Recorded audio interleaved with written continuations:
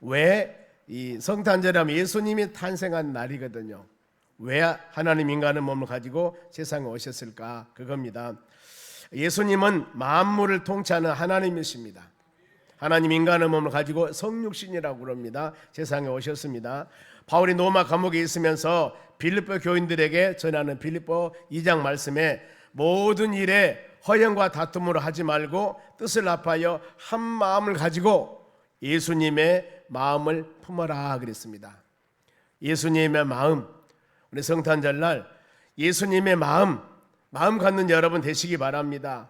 예수님은 죄인을 구원하기 위해서 십자가의 대성물로 죽으셨습니다. 인간관계나 사람관계 아니면은 주위의 모든 환경적인 여건 때문에 혹시라도 우리가 어려웠다면은 예수님의 마음을 우리 심령에 새긴다면은 용서가 되고 사랑이 되는 역사가 일어나는 것입니다. 이와 같이 낯선 모습으로 세상에 오셔서 본인이 십자가에 죽으시기까지 아버지의 뜻에 순종했는데 하나님, 성부 하나님께서는 이런 성자 예수님을 어땠을까? 빌립보서 2장 10절 보겠습니다. 하늘에 있는 자들과 땅에 있는 자들과 땅 아래에 있는 자들로 모든 무릎을 예수 이름에 꿇게 하시고 그랬습니다.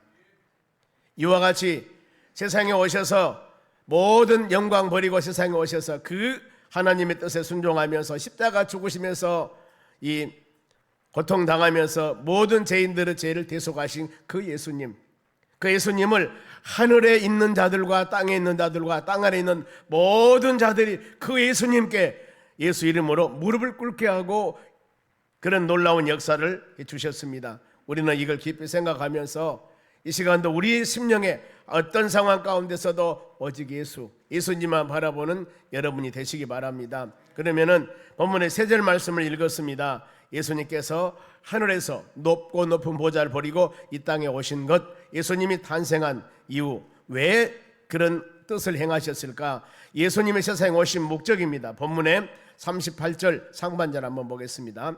내가 하늘에서 내려온 것은 하나님 인간의 몸을 가지고 세상에 오셨습니다. 내 뜻을 행하려 함이 아니요 그랬습니다. 내 뜻. 즉 그러니까 예수님께 세상에 오신 것은 세상 사람들로 하여금 존귀와 영광을 받고 세상에 오셔서 부귀 영화를 누리고 많은 사람에게 섬김을 받기 위해 세상에 오신 분이 아니라는 겁니다. 그러면서 38절 중반절 보겠습니다.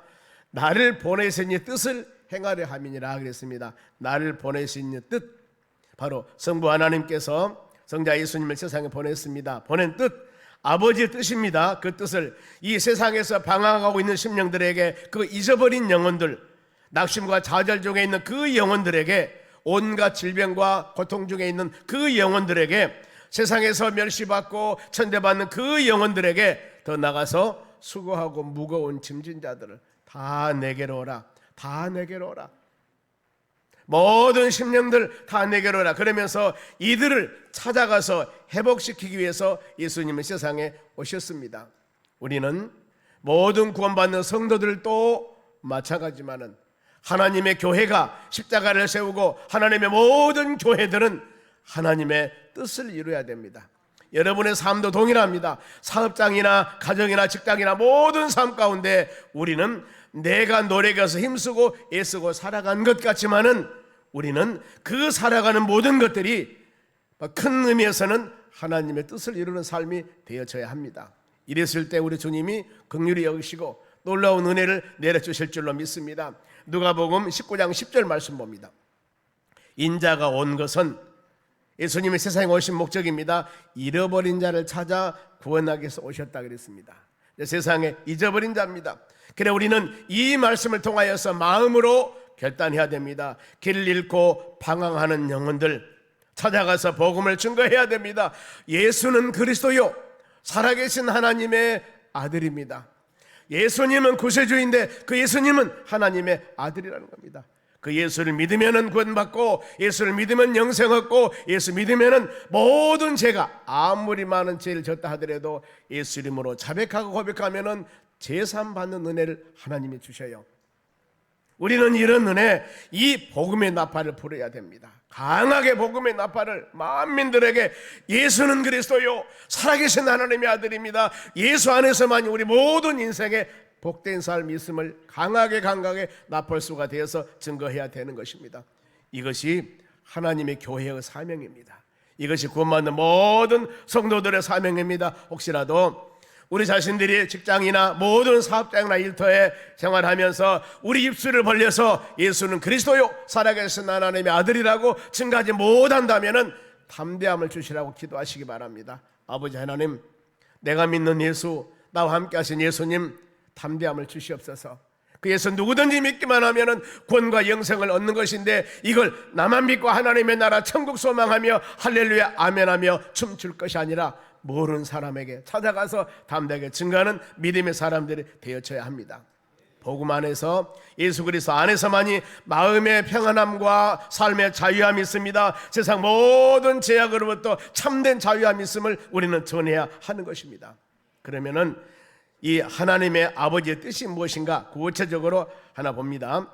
요한복음 3장 16절 중반절 보겠습니다. 이는 하나님이 세상을 사랑하사 독생자를 세상에 보냈습니다. 예수님 오셨어요. 이는 왜 그랬을까? 그를 믿는 자마다, 예수를 믿는 자마다 멸망치 아니하고 영생을 얻게 하려 함이라 그랬습니다. 이것이 바로 세상을 향한 하나님의 마음입니다. 하나님의 마음, 지극히 사랑하는 독생자까지 세상에 보내서 누구든지 그 예수를 믿기만 하면은 멸망치 않고 영생을 준다는 겁니다. 영생, 우리는 그 놀라운 은혜의 혜택을 받은 사람들입니다.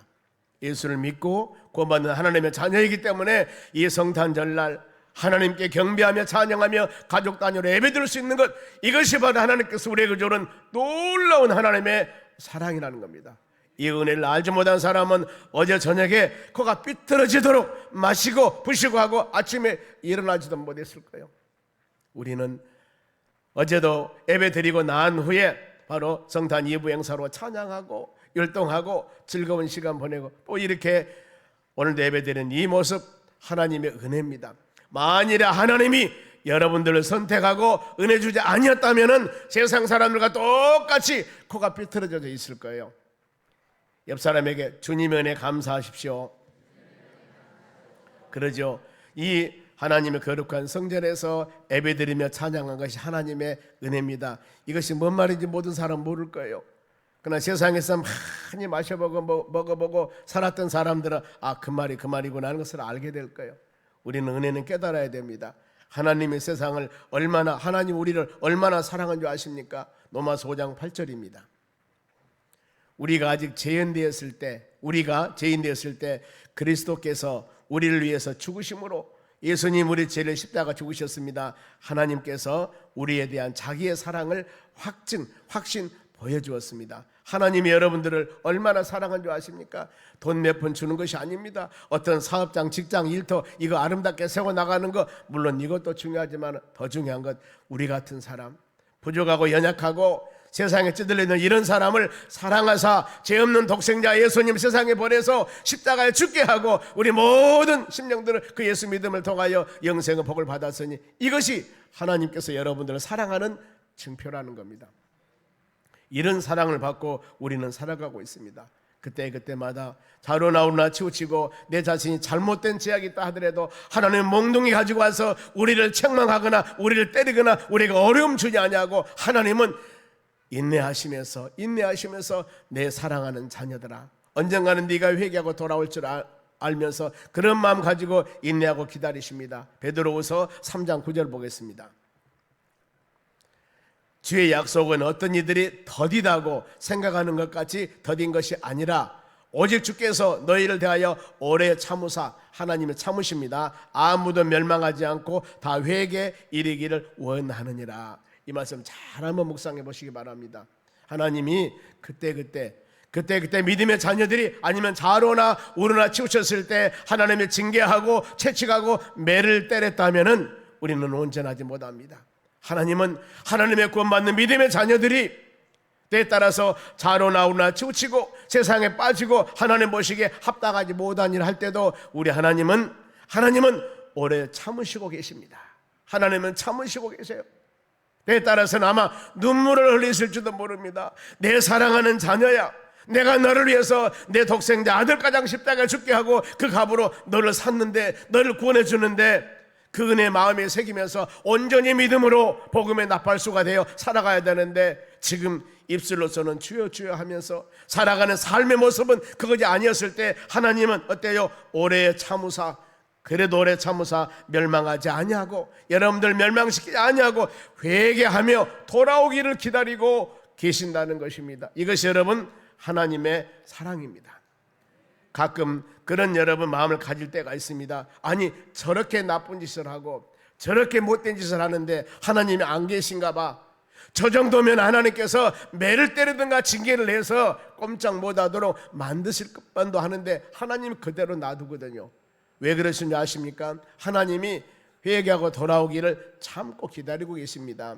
그것이 바로 하나님의 사랑이라는 겁니다.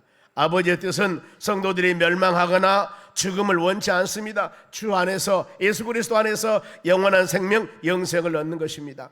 강한 징계나 채찍을 원하심도 아니고 회개하고 돌아오기를 원하십니다. 예수님께서는 바로 70번석 7번이라도 용서하고 7번석 70번이라도 용서하라고 합니다. 주님의 용서는 끝이 없습니다. 고난 중에도 피할 길을 주신다고 말씀했고, 사도행전 2장에 보면은 솔로몬 행각에서 베드로가 설교를 합니다. 많은 사람들이 회개하고 막 돌아옵니다. 그러면서 멸망받을 사람들이, 회개하고 돌아온 사람이 3,000명, 5,000명이나 된다고 그랬습니다. 이건 놀라운 역사들입니다. 우리는 성탄절을 맞이하여서 금년 한 해 지난 시절 생각해 보면서, 아니 2024년도 한 해도 우리 믿지 않은 가족 구원, 아니면 직장 동료 구원, 아니면 지역 복음화 이를 위해서 전심을 다해야 하는 것입니다. 왜요? 이것이 하나님께서 여러분들을 구원해 준 목적이고 하나님께서 교회를 세우신 뜻이 바로 거기에 있다는 것입니다. 다른 데 중심 가져서는 안 되는 겁니다. 오직 영혼 구원을 위해서 전심으로 행하며 기도할 때 가장 하나님이 기뻐하는 것입니다. 기뻐하는 겁니다. 이후에 이들이 담대히 복음을 증거했습니다. 회개하고 돌아온 사람들이 순교를 각오하고 복음을 증거했습니다. 그 결과 초대교회 부흥의 역사가 일어납니다. 성령 받은 사람들이 바로 이 순교를 각오하고, 아니 순교하면서까지 예수 그리스도의 복음을 증거하는 이 초대교회 성도들, 우리는 이런 신앙을 본받아야 됩니다. 흔들리지 않는 신앙, 세상과 짝하지 않는 신앙, 이 믿음을 갖고 하나님의 나라 가는 여러분 되셔야 돼요. 많은 사람들이 세상 세월을 지나고 난 후에 이제 연세가 드시고, 아니 하나님 부르심 받을 날이 얼마 되지 아니하였을 때 많은 사람 만나보면 그럽니다. 아, 세상 부질없었던 것, 내가 오직 예수 안에 믿음으로 잘 살 것, 나의 명예, 나의 권세, 나의 삶을 위해서 그토록 살아왔는데 다 시간 지나고 보니까 그것도 역시 복된 것이 아니었는데, 저도 가끔 은목회라고 은퇴한 목사님들을 만나봅니다. 바로 먼저 선배 목사님 만나볼 때 그런 얘기를 가끔 해요. 이 목사, 세상 사는 거, 노예 일이나 아니면 교회 일이나 여러 가지 일 때문에 서로 간에 마음 상한 일들이 없잖아 있을 수가 있습니다. 그랬을 때 그거 다 부질없는 일이었는데 왜 그때 내가 그렇게 했는가 모르겠다고 그런 마음을 들어볼 때마다 이 후배인 저희들이 가르침을 받습니다. 그렇구나, 다 용서하며 그 역시 다 지나가는 것인데 왜 그랬을까, 이걸 생각하게 되는 것들입니다. 여러분, 내가 청년 때 권고한 날이 이르기 전에 지금 기도하며 찬양하며 믿음 안에 말씀 안에서 살 수 있는 이런 우리에게 힘 주었을 때 뒤돌아보지 마시고 열심히 예수님 바라보며 믿음으로 찬양하며 예배하며 하나님을 영화롭게 하는 여러분들이 되시기를 바랍니다. 많은 사람들이 인생 많이 지난 후에는 다 물어보면 내 인생 멋지게 살았다고 하는 사람들을 별로 들어보지를 못했어요. 아, 그때 내가 이렇게 잘할걸, 그 아무것도 아닌데 다 그러거든요. 우리는 하나님 말씀을 들을 때마다 우리 세월이 지난 후에 조금이라도 후회하는 것을 적게 할 수 있는, 완전할 수는 없습니다. 서로 간에 선배들에게 바로 조언도 듣고 하나님 말씀도 묵상하면서 우리가 이 시대에 어떻게 살아야 할 것인가, 이걸 마음으로 깊이 묵상하면서 가장 중요한 것, 그래서 마지막 주일날 우선순위가 무엇인가를 제목을 정해놓고 설교할 겁니다.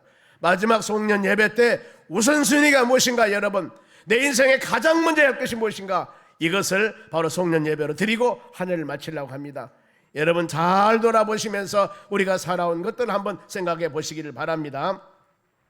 예수님은 예수님이 십자가 죽으실 때 제자들은 예수님을 배신하고 다 고향으로 돌아갔습니다. 이럴 때 예수님은 다시 그들을 찾아가서 징계 채찍하지 않고 다시 부르셨습니다. 제자들이 회개하고 돌아와서 복음을 증거하면서 순교하기도 했습니다. 이와 같이 우리는 한번 잘못한 사람 책망하고 내 던져버린 것들이 아니라 하나님의 선한 뜻 가운데 그 영혼을 위해서 끝가장 기도하며 간구해서 하나님 영광 돌리는 우리가 되어져야 됩니다. 성탄절 예배 때 우리 믿지 않은 영혼들에게 복음을 증거하며 예수 탄생을 그들에게 증거해야 될 줄로 믿습니다. 오늘 가족 단위로 같이 교회 오신 여러분 주의 이름으로 축복합니다.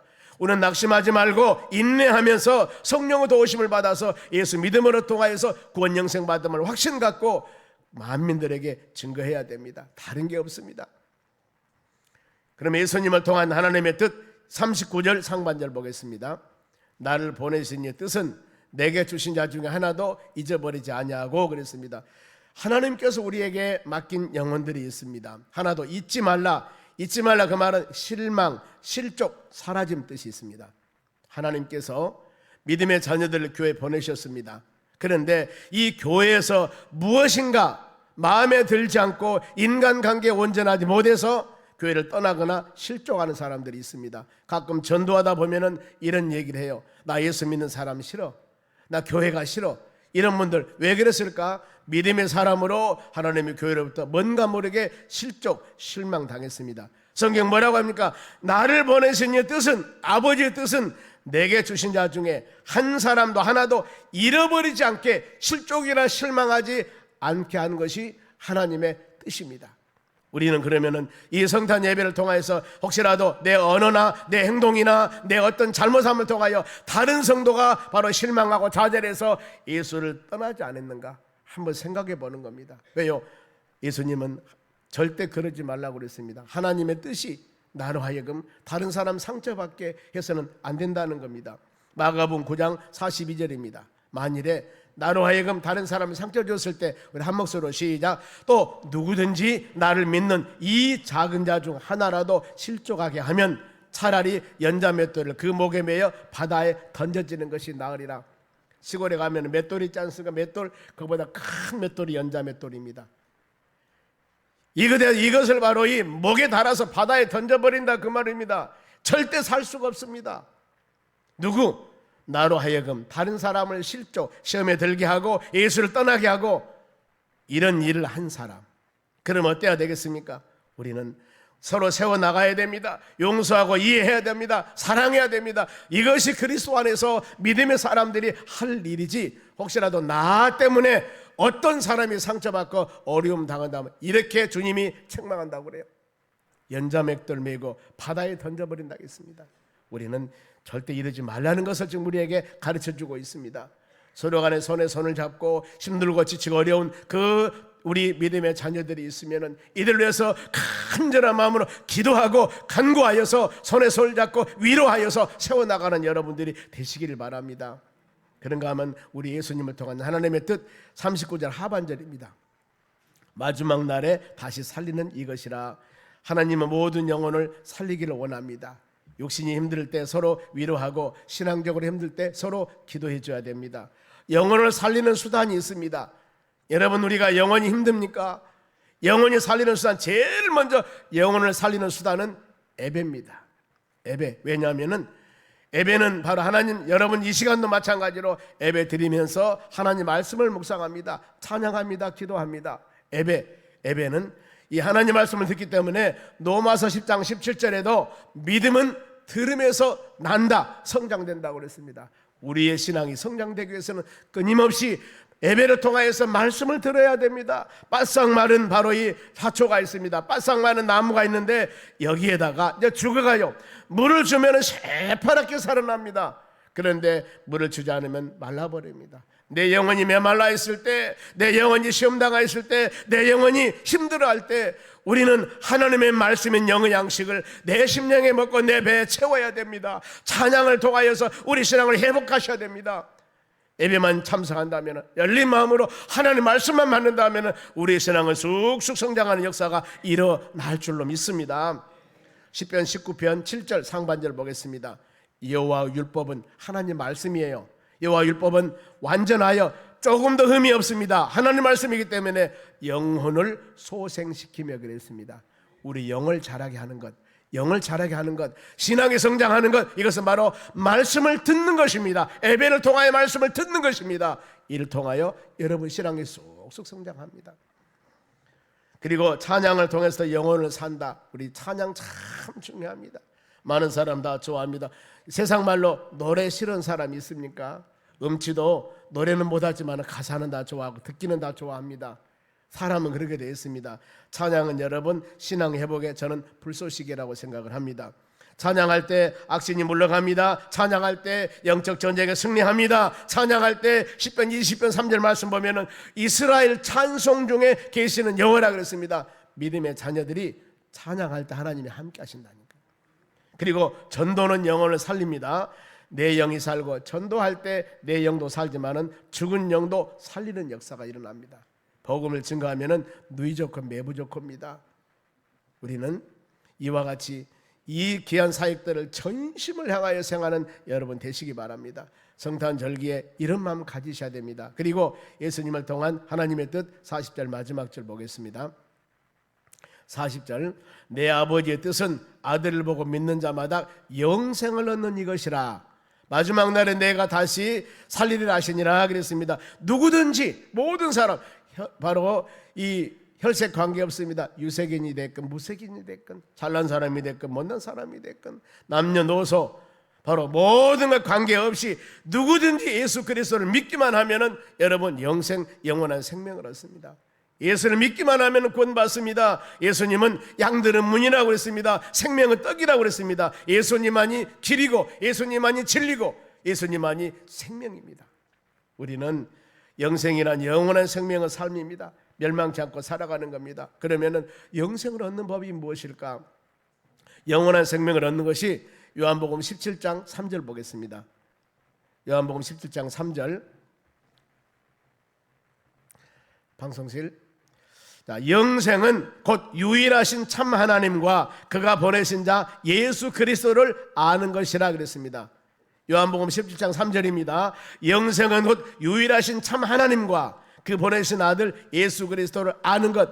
영생은 하나님과 예수님을 아는 것이라 했어요. 여기서 알다라는 단어는 그냥 지식적으로 아는 것이 아닙니다. 감각과 시각을 통해서, 즉 경험을 통해서 아는 것입니다.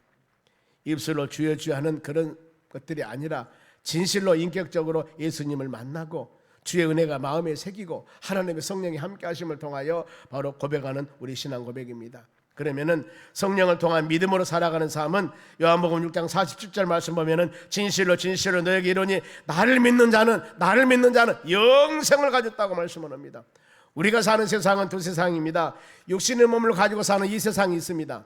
그런가 하면은 이제 육신이 죽은 후에 하나님의 나라 새 하늘과 새 땅이 있습니다. 여기에는 아픔과 고통도 없습니다. 한번 죽은 것은 사람에게 정한 것이고 그 다음에 심판이 있다고 그랬습니다.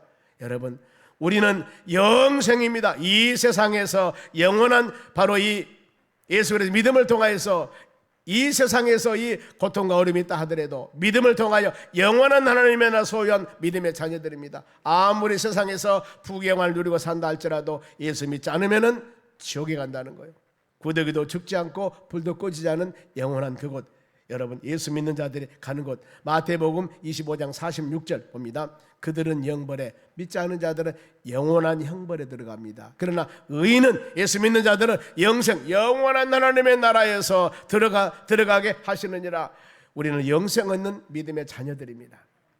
성탄절기를 맞이해 혹시라도 우리 가족 중에 우리 주위에 직장 동료들이나 여기저기에 믿지 않는 영혼들이 있다면 그 영혼들에게 예수를 증거해서 영벌이 아니라 영원한 영생을 얻는 그 길로 인도하는 우리의 귀한 사명을 가져야 할 줄로 믿습니다.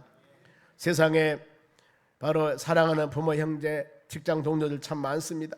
안 믿는 영혼들 2024년 한 해는 더 우리가 전심전력으로 믿지 않은 영혼들을 위해서 관심 가지고 기도하며 전도해야 할 줄로 믿습니다.